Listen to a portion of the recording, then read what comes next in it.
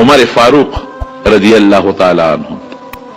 حضرت عمر فاروق رضی اللہ تعالی عنہ بادشاہ د امیر المومنین د مسلمانانو بادشاہ او د شپې په لارو کوڅو کې ګرځي. لارو کوڅو کې اسې ګرځي چې د خدای یاره ني نو د شپې څوک خوب پرېږدي، تقوا ني سړی خوب پرېږدي. یو غلام د اسلام یو ځل روان یو ځای کې مړه ولیدله، وی ما ته وی تر اعظم مخامخ چې قافلې نه څوک پاتې شوي دي او ښار ته نه دي را رسېدلي، ورشو ضرورت دی څه ضرورت یې نه. وی چې ورلو نو ماشومان دي او هغه جاړي او یو ښځه د اورې بل کړی دی او سمسۍ ده په کټوۍ کې وایي. حضرت عمر فاروق رضی الله عنه خو ښځه نه پېژنده او نه هغې پېژنده. وی دا ماشومان ولې جاړي؟ وی دا وږي دي.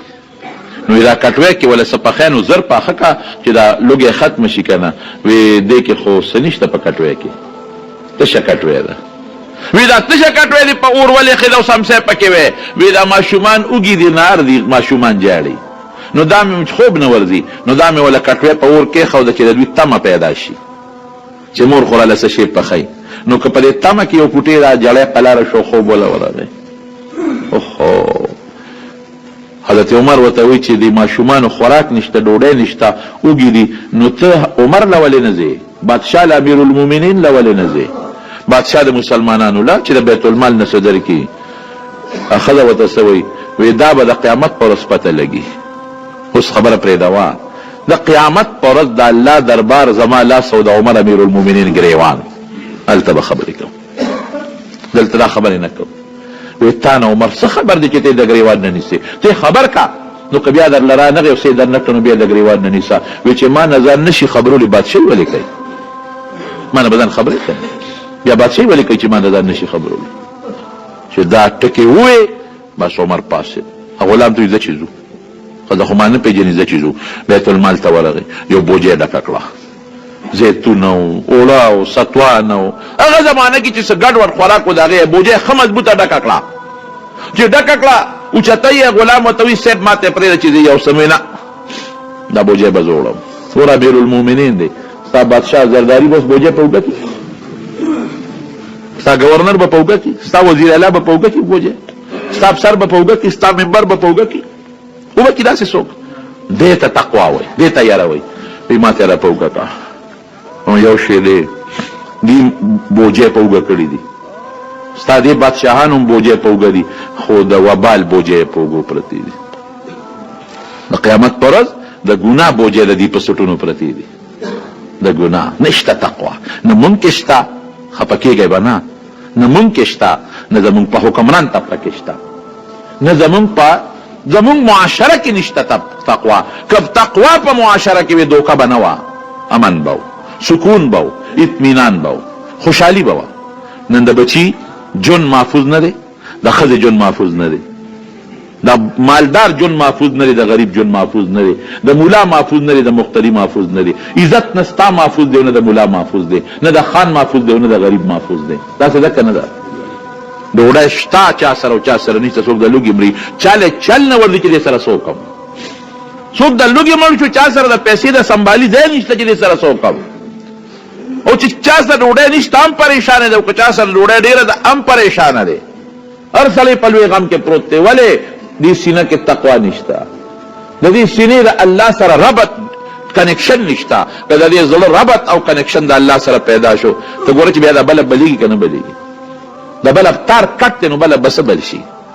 بلب تور تیاره ده، تار کټ دی. که دا دې زړه کنیکشن الله سره ولګېد، الله سره کنیکشن دا تقوا ده. اوس لنډه معنا شو تقوا څه ته وایي؟ الله سره د دې زړه د خیر کنیکشن او ربط. که دا ولګېد ته ګوره چې زړه بلیږي که نه بلیږي. مړه دې مړ وي دا بوجۍ ما ته په اوږه کا. هغه سړی څه وایي؟ هغه غلام وایي صاحب نوکر وایي څه ته؟ زه غلام نوکر یم، نو بوج به زه وړم که ته به وړې؟ حضرت عمر ورته څه وایي؟ وایي دا بوج خو به مې ته یوسې، خو د قیامت په ورځ به مې بوج څوک وړي؟ الله دربار کې د قیامت په ورځ د ما بوج به څوک وړي په سټ؟ غلام وایي وروچت مې کا بوجۍ نه. نو چې څوک دا بوجۍ د اوړو بلد نی که نه، نو هغه بیا هغه ته وړل بیا ډېر زیات مشکل دی. چې څوک د بار د وړو بلد وي هغه ته اسان وي، او چې څوک بلد دي نو هغه ته ډېر زیات مشکل وي. نو ما به ورته یو ځل پټي ته تللم نو ګنو ګېډۍ مې راپه اوږه کړه ناره شولګر نه.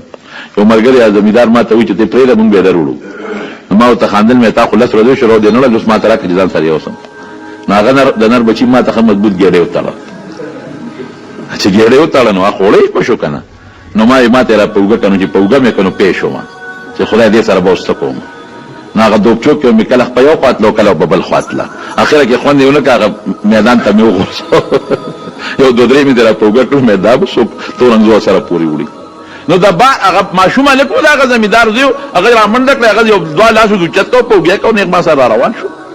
نو حضرت عمر خو د بار د وړو بلد نو د بوجه. نو حضرت اسلم وی قسم دی چې ما ورته کتل د خپې به کږې وږې تلې راتلې. حضرت بس یې کما ته په اوږه کوي نه قیامت پر ورځ به زما بار توړې. بوجه یې راوړه د خیمې خوا کې وغورځوله. هغه ته ویې خوا شه په دې خوا کړه. هغه کټوۍ وینځله او هغې کې څه ستوان او څه اوړه او څه کجورې او څه قیسې پیسې ګډې کړې او لګیا دي اور نه بلیږي. وی ما ورته چې دې خوا شه صیبه چې زه دا اور درته بل کړم. وی ته اخوا شه. نو وی پوکې به وو لوګې به کته پوکې به وو لوګې به کو. وی قسم دی چې هغه منظر مې اوس هم په سترګو کې دی چې هغه اور لوګې به د حضرت عمر د ګیرې نه پورې پورې ورته راوته. یالوا غوندې پخه کړه چې پخه کړه ښځې ته وي د ماشومانو سره دې خوا کړه. ماشومانو خوراک وکړه. وی مې چې زه چې ځو که نه صاحب وی صبر وکړه دا ماشومان مې په جلا لیدي چې په خندې ووینم. چې ماشومان په خندو په لوبو ټوکو شو نو روان شو. نو ښځې ته وایي سار له راشه مسجد نبوي ته چې تا له مونږه وظیفه مقرر کړو. وایي زه چې درشم ما به عمر څه پېژني. وایي ته راشه ما به هلته ومونې زه به یم او نه پېژنې چې عمر. سار وختي ښځه راله مسجد نبوي ته چې راله څنګه تپوس وکړي امیرالمؤمنین هغه دی چې ویې کتل ښځه په وروستو کېدو شو. خو بېګا خو به د ما پوکي والي دي خو هغه سړی دی. او چې کله ته عمر رخصتېده نو دا ښځه ورته رښتیا دعا کوي. وی ای ملګري ای مسلمانه وی خدای دې د عمر نه بادشاهي والي تاله دې خدای درکړي. ته د بادشاه لیق هغه د بادشاه لیق نه وی دلته راشه سهار نه به بیا هلته کې مه ووینې. نو چې ښځې دې ولیده او بو بېګا خو مې پوکي په ده والي دي بوجۍ خو مې په ده راوړې ده. نو ښځه وروستو تله حضرت عمر مرګ دی راته ښځه را مخکې کړې وظیفه ولا مقرر کړه. وی وایه که نه ترورې اوس به د قیامت پر ورځ د چا ګریوان نیسې اوس به څه دا ګوی دلته وکړه د ما په مخ کې نو هله به دې پرېږدم. وي اوس به زه د قیامت پر ورځ د الله په دربار کې ګوی کوم چې الله عمر زمونږ امیرالمؤمنینو او دې شو د خیمې نه بار یو سړی دی څه چل دی مسافر مجید دې خیمه کې دا د فریاد اواز ولې دی.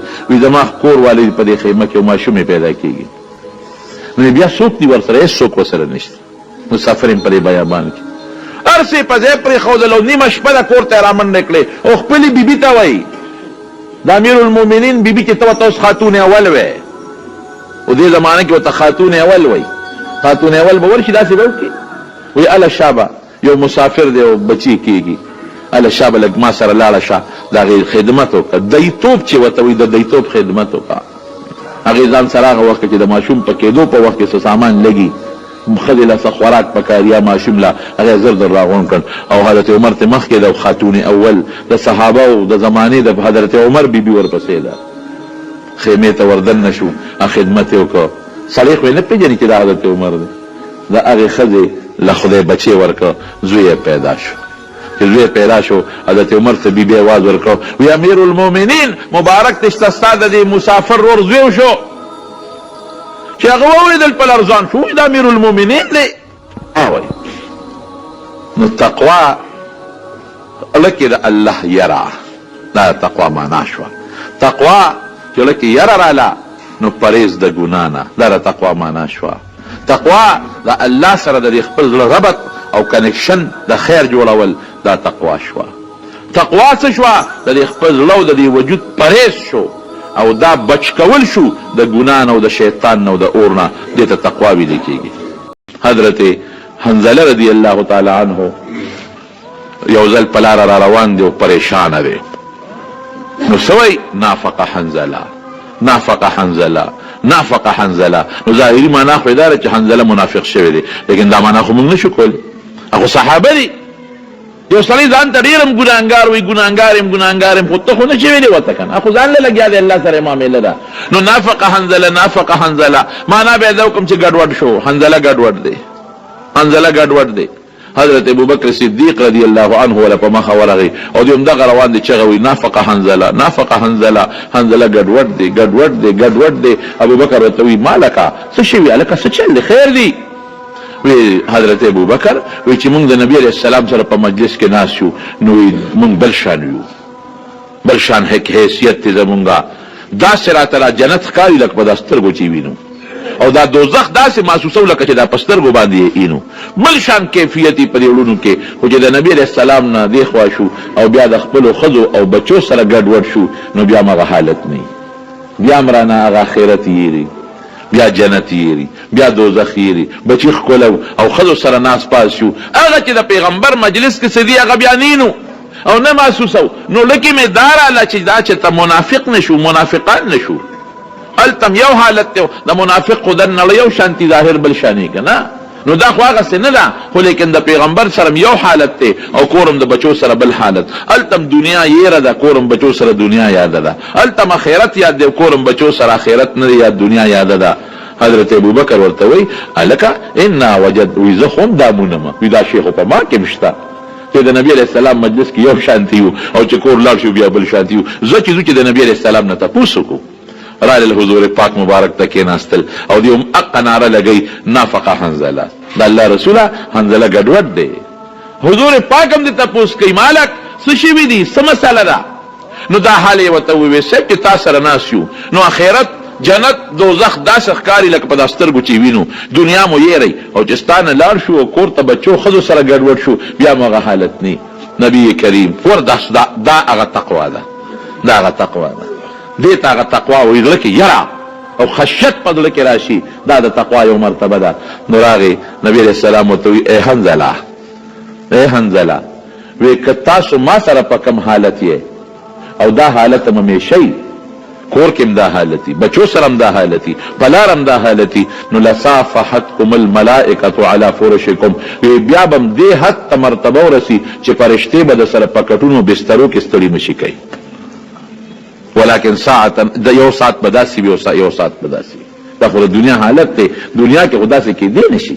ما والا حالت که پکوري بچو سره بس کوي بیا خو ګټه نشي کولی، بیبي سره بس کوي تعلقات نشي قایمولی، دوستانو به سره بس کوي گپ شپ او خوش طبیعتي بیا نشي کولی. یو ساعت به یو شانتي بل ساعت. د پیغمبر علیه السلام د مجلس به داسې مثالو لکه بلف ته چې کم ځای نږدې وي زیاته رڼا پکې او د بلف نه چې کم ځای لرې وي نو هلته رڼا کم وي. داسې ده که نو چې حضور پاک مجلس کې به څوک ناست و به ټوله رڼا وه، لږ کې به هم رڼا پرته وه، سترګو کې به هم رڼا پرته وه. او چې د پیغمبر علیه السلام د مجلس ته به اخوا شو او کور ته به لاړ د رڼا سر به کړ. داسې لکه تاسو یا مونږ چې ته د یو عالم تقریر اورو نو هغه حالت بدلي بل شانتي وي، او چې تقریر ختم شي او سړی کور ته لاړ شي نو حالت بیا بل شانتي وي. دا یو اثر وي د مجلس. لیکن صحابو کې دا سوچو چې دا ولې داسې دی، کوم حالت چې زمونږ د رسول الله مبارک په مجلس کې دی چې هغه حالت زمونږ په کور کې وي. دې ته تقوا وایي. ما تاسو ته حدیث 13 جمعه ویلو چې نبی علیہ السلام فرمایي چې اوه کسان په الله د عرش لاندې د قیامت پر ورځ باندې، اوه کسان او نور به څونه نږدې وي، یو میل به نور نږدې وي، یو میل. نو په ترمذي شریف کې یو حدیث تیر شو پرون نابل او زمون په ترمذي شریف کې حیران شم. وی میل هغه صحابي وی اراوی وی میلونه خو دوه قسمه دي، و یو خدا میل دی دا چې کم په سړک باندې کم لګېدلې دي او په لاره لګېدلې دي، او په عربی کې میل سلی تم وی چې په سترګو کې سړی وی. میل عربی کې سلی مونږ پښتو کې سلی ورته وایو، رجومه کې پروت او سترګه کې وی. نو نبی علیہ السلام وی چې نور به یو میل نږدې وي، نو آیا د ځمکې والا میل دی او هغه سلی والا میل دی؟ دومره به نږدې وي او هر سړی به په خپله خوله کې ډوب پروت وي، ډوب د چا د کونډو پورې، د چا د بډې پورې، د چا د سینې پورې او د چا د خولې پورې. دغه میدان کې به اوه قسمه خلک د الله د عرش د سوري لاندې ناستي، به الفاظ دیگر د الله میلمانه وي، د رب العالمین او د پروردگار میلمانه وي. نو هغې اوو کې یو کس څوک دی؟ تقوا والا متقي، رجل ذکر الله خالیا ففاضت عیناه. هغه سړی دی چې دی ځان له په کوټه کې دی، ځان له په جومات کې دی، هېڅوک نشته، پروردګار ورته رایاد شو نو سترګو نه اوښکې وبهېدې. وی منله چې الله زما ارس ویني، وی منله چې الله ما ګوري. د خلقو مخکې خو هر سړی نیغي، د خلقو مخکې د نوکر د خپل افسر مخکې ټیک ټاکي، پلار د بچو مخکې او بچی د پلار مخکې ټیک ټاکي، رور د رور مخکې ښځه د خاوند مخکې ټیک ټاکي. جمعات کې چې خلکو سره ناست ټیک ټاک په شرمېږي به چې دا ګناه د خلکو مخکې کومه، دا رور به راته وایي چې دا څه کوي، دا زوی به وایي دا څه کوي، دا پلار به وایي دا څه کوي، دا ګاونډي به وایي دا څه کوي، دا افسر به وایي دا څه کوي. لیکن کمال به تقوا به دې علی ذکر الله خالیا چې ځان له هېڅوک هم ني او الله را یاد کې او د سترګو نه دې اوښکې دارې ووایي. دا صفت به ځان کې پیدا کوو. ورونو ګورئ، دا تقوا والا صفت به ځان کې پیدا کوو. دا به نه وایو یاره دا خو د ډېر خلک په دې دوکه دي. که ته ورته وایې نیکي وکړه، مړه رب غفور رحیم دی، الله مهربانه او رحم کوونکی دی. داسې وایي که نه وایي؟ ښه، د پښتنو متل دی، وایي ګوړه ګوړه کوه نو خوله به خوږېږي. یو سړی چې ګوړه ګوړه کوي نو خولې خوږېږي، خوله به کله خوږېږي؟ چې ګوړه وخوري. که ته د ورځې په تسبیح راوالې او 10,000 کرته په تسبیح اړی چې ګوړه ګوړه ګوړه ګوړه ګوړه نو خوله دې نه خوږېږي. او که داسې یو پوټې غوندې د دې نوک عمره ګوړه د دې ژبې ته راوړله، پټک دې خوله خوږه شوه. نو که ته ډېر هم وایې چې الله غفور رحیم دی او په ما به رحم کوي او ګناه کوي، نو دا ګوړه ګوړه کوه خوله به دې خوږېږي. د الله رحم وجود ته را دننه که، یو ټوکله ګوړه وخوړه. داسې عمل وکړه چې د الله رحم در کې در دننه شي. داسې عمل وکړه، پوټینی عمل وکړه، لږ عمل وکړه، خو چې ته د الله د رحم ستا په دې سینه کې ور دننه شي، ستا په دې وجود د الله مغفرت راشي. او که ته هسې ګوړه ګوړه کوې نو په دې خوله نه خوږېږي، ګوړه به خورې نو خوله به دې خوږېږي. ځان داسې کړه چې د الله د مغفرت او د رحم ستا په دې سر او په دې وجود کې لږ پوټینی م ور دننه شي، نو بیا کار کوي، بیا سم دی. نو ځان له په دې اړه ښه کوو. هلکه زه دې مسلمان پیدا کړی مې جنت ته به مې بوځي. مسلمان یې پیدا کړی خو د مسلمانۍ کار به کوې. یوازې دا چې مسلمان مسلمان مسلمان مسلمان دغه مثال دی چې ګوړه ګوړه کوه خوله به دې خوږېږي. مسلمانۍ والا کار وکړه، د اسلام هغه عمل په دا ژبه کې ده وسکه، خوله به دې خوږه شي.